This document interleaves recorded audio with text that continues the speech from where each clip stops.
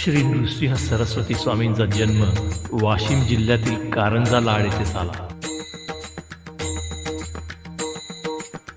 तेथून पुढे ते औदुंबर येथे आले. सांगली जिल्ह्यातील कृष्णा नदीच्या काठी वसलेले औदुंबर हे भारतातील अनेक दत्तक्षेत्रांपैकी प्रमुख क्षेत्र आहे. या ठिकाणी श्री नृसिंह सरस्वती स्वामींनी चातुर्मासातील 4 महिने वास्तव्य केलं होतं. तेथून पुढील तपश्चर्येसाठी त्याने श्री क्षेत्र नृसिंहवाडी येथे 12 वर्ष वास्तव्य केलं.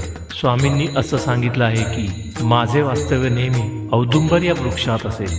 जो भाविक या वृक्षाची नियमितपणे पूजा करेल किंवा औदुंबर वृक्षाखाली गुरुचरित्राचे पारायण करेल त्याला केलेल्या पारायणाचे चांगले फळ मिळेल. त्याच्यावर माझा आशीर्वाद नेहमीच राहील. औदुंबर हे असे वैभवशाली ठिकाण आहे जिथे लोकांना ज्ञानाचा आशीर्वाद मिळतो. तीर्थक्षेत्र औदुंबराच्या दाट शीतलछायेत नृसिंह सरस्वतींनी एक चातुर्मासाचा काळ घालविला आणि या स्थानाला चिरंतन पावित्र्य प्राप्त करून दिले.